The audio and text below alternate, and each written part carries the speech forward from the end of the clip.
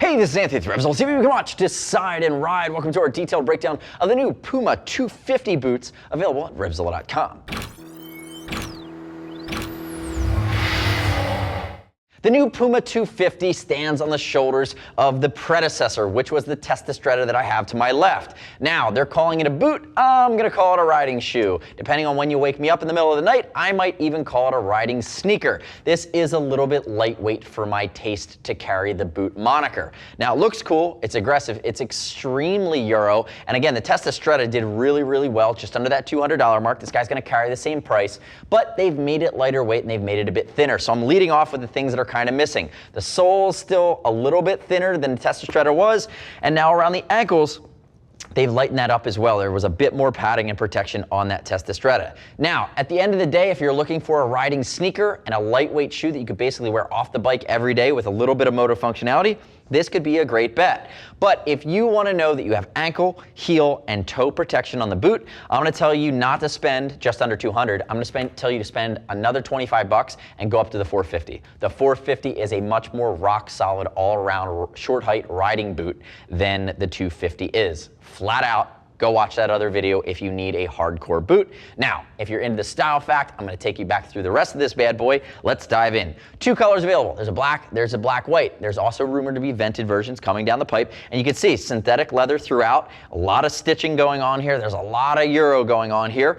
And one of the cool things about it that you will notice immediately, and it's one of the things that made the Testastretta so popular, is the aluminum heel. They stayed with it, but they redesigned it on this one. So again, this time it has a bit of almost a hoof to it. But if we look at it here, you're going to see the way that they've redesigned this heel across the back side. Now, quickly, I'm going to dive into the fit before we get into some of the other nuances.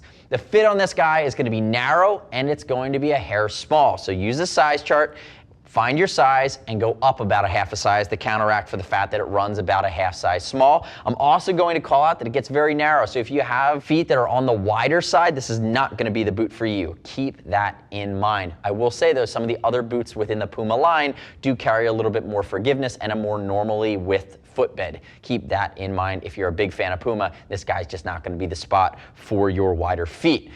Remember, we'll ship for free over 39 bucks if you're concerned about the fitment, and I'd love it if you'd click our logo on YouTube, leave me your comments, your questions, your feedback on the new 250. Hell, feel free to debate me. Now, if we dive into some of the other nuances here, you're still entering and exiting through a cuff at the top with Velcro. You have an auto-locking zipper, which in my opinion is a little bit more for style, adds a little bit of a touch here. Notice that they have this ripple effect along the Puma logo. I will say that I do like that this TPR, this piece of rubber, wraps from the sole and gives you a little bit of additional lateral side protection. And speaking of the ankle, as we work our way back, you're going to see there's no integrated ankle protection here. There's no coin-shaped malleolus protector, but what you do have are these sliders that kind of work their way on the outside of the heel we talked about. Now, working your way into the back of the foot, elasticated bellows, I would actually like to see them completely close this off. I think you're introducing a weak point by having it break there, but again, remember, this is more of a style piece. What I do like that they've done is on the inside of the boot, on the medial side, you now have synthetic leather. You have a new integration patch that's going to work as the inner part of this boot touches your bike.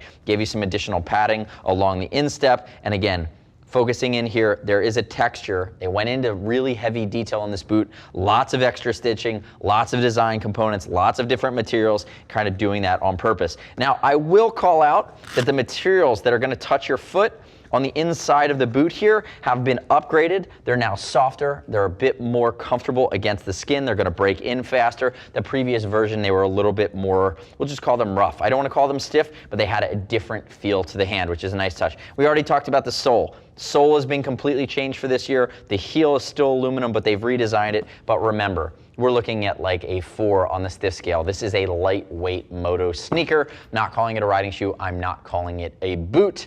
Feel free to debate me. The next step in your journey is to click right here, read other rider reviews of the new Puma 250 boots, air quotes, at RevZilla.com. You don't have to take my word for it. As always, we'll ship for free over 39 bucks. And if you want to talk to a gear geek, see us at RevZilla.com or 877-792-9455. Thanks for watching our detailed breakdown. Remember, subscribe to us on the YouTubes. I'm Anthony. We'll see you next time.